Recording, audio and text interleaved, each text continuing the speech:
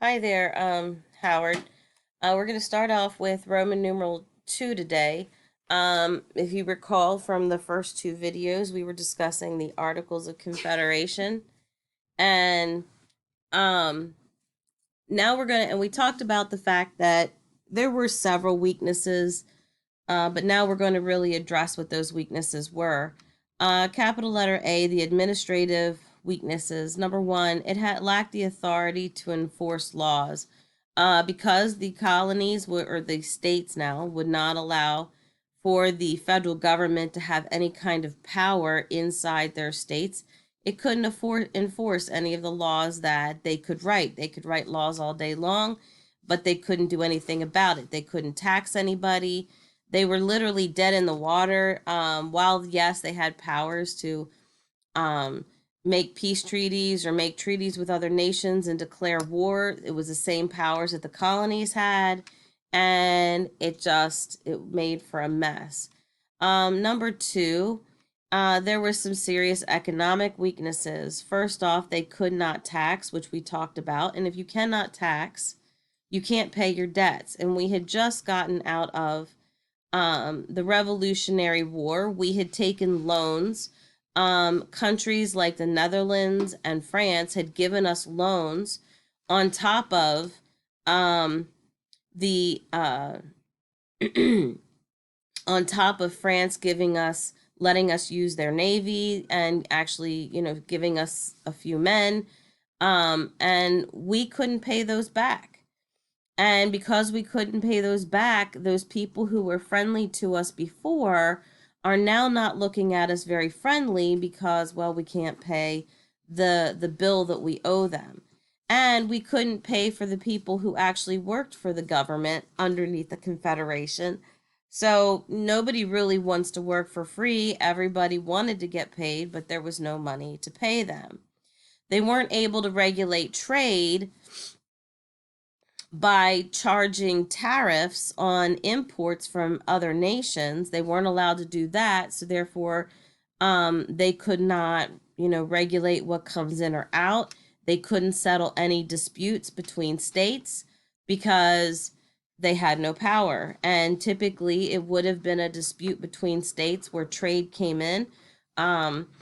The South, being the producer of a lot of raw materials, would had very deep connections with European countries in which they would send their raw materials for final processing, and then those finalized products, whether it was alcohol or clothes or furniture, would come back to the States. Well, that hurt Northern business because Northern business was based on factories and industrialization, and so they wanted the raw materials so that they could make the final products.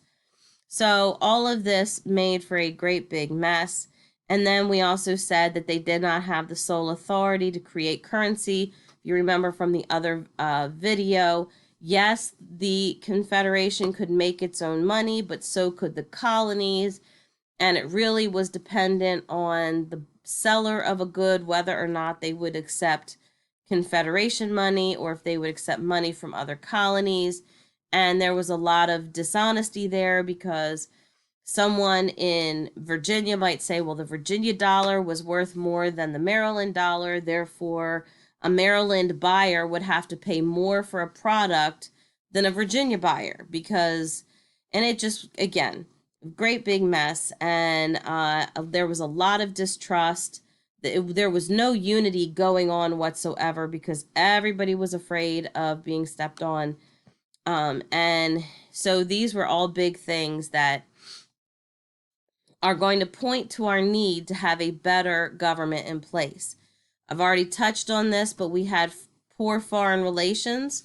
It's no surprise that we had problems with Britain because obviously we had just left the Revolutionary War and they had egg on their face, so to speak.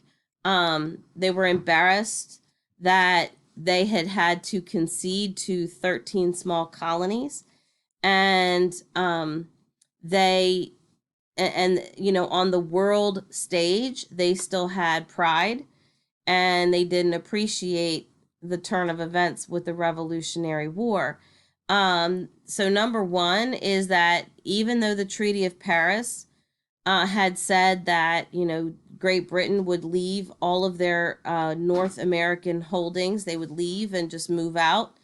The British actually continued to hold on to their forts because they were good locations for their um, fur trade purposes. They could do business with the Indians. And it was a good export business.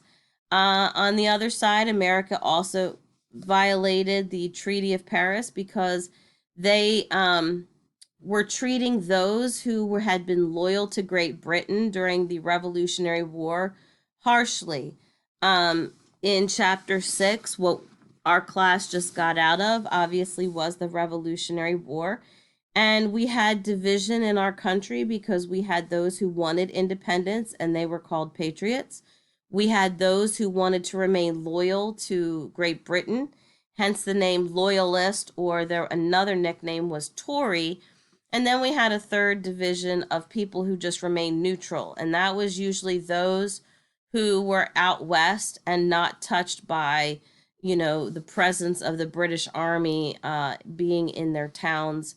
They didn't have to put up with all of the taxes and the regulations that Parliament had tried to impress upon the colonies prior to the Revolutionary War. Well, now that we've won the war, Americans are kind of taking revenge on those other Americans who had been loyal to Great Britain, had supplied them with goods. Maybe their sons had even signed up for the army.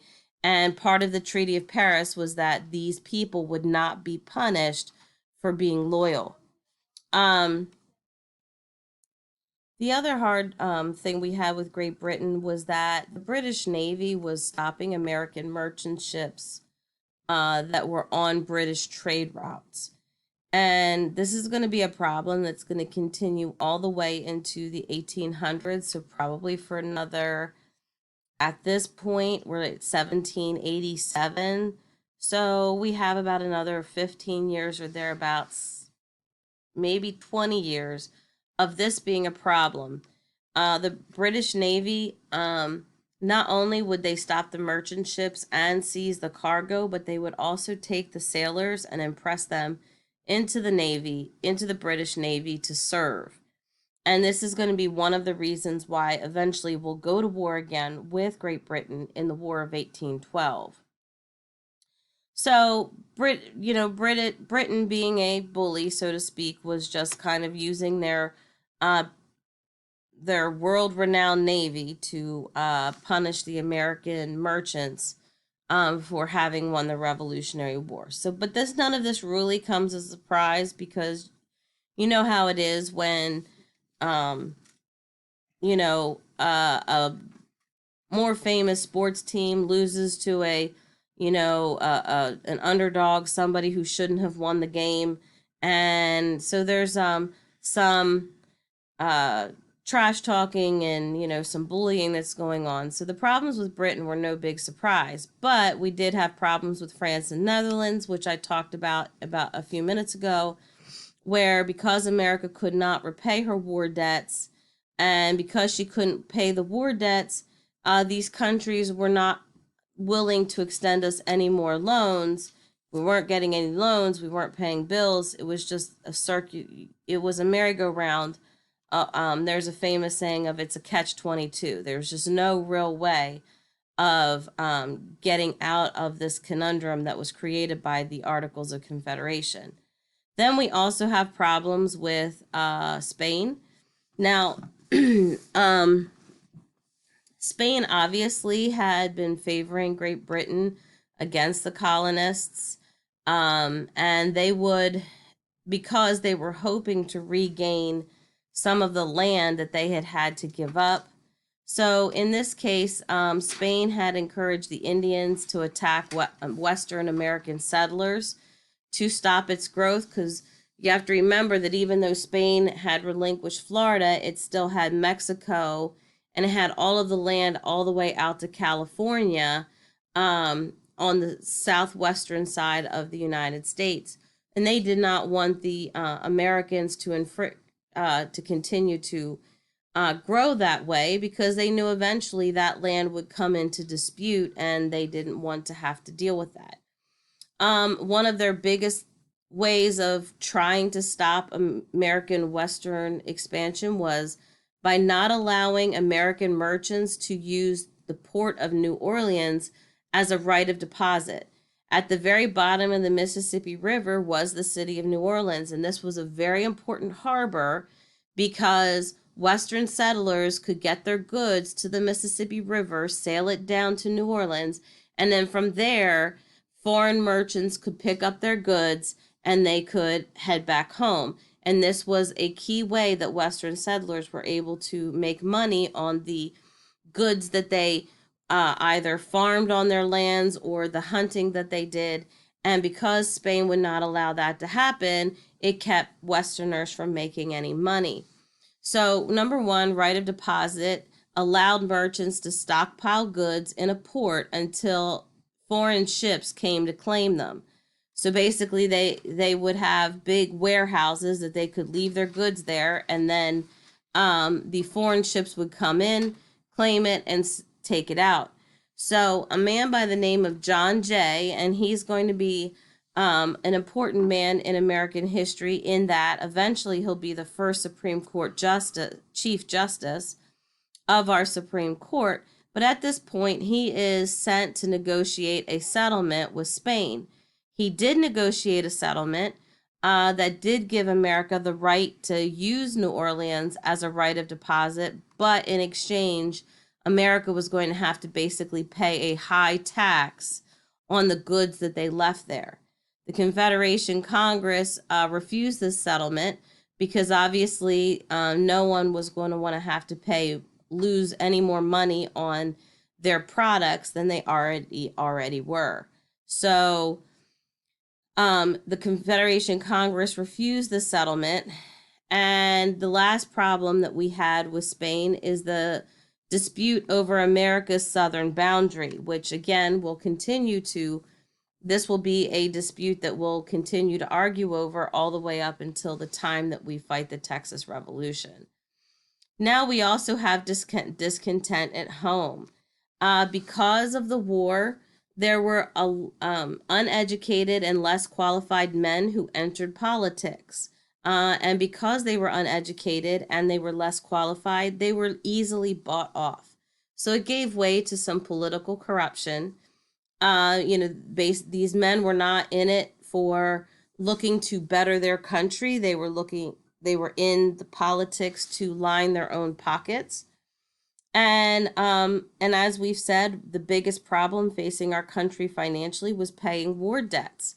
So even the colonies themselves or the states had their own individual war debts, which their government couldn't pay. So they passed on the bill to the private citizen by imposing heavier taxes. Well, if you are just returning from the Revolutionary War, you haven't been able to farm your land in years, you have no seed, and now your colony or your state has passed on this heavy tax debt to you, and you've served your country, and this is the thanks you get for it. So there were a lot of people very discontented with the way that this was going, and specifically in Massachusetts, a man by the name of Daniel Shea led a rebellion in January of 1787.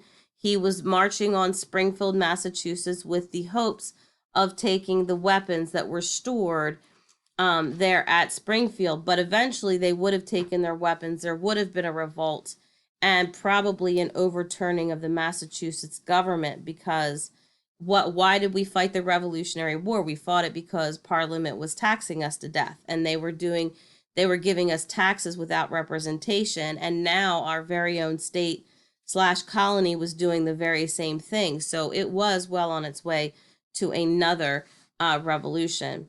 I'm going to stop the video here, and I'll pick up with capital letter C in the next video.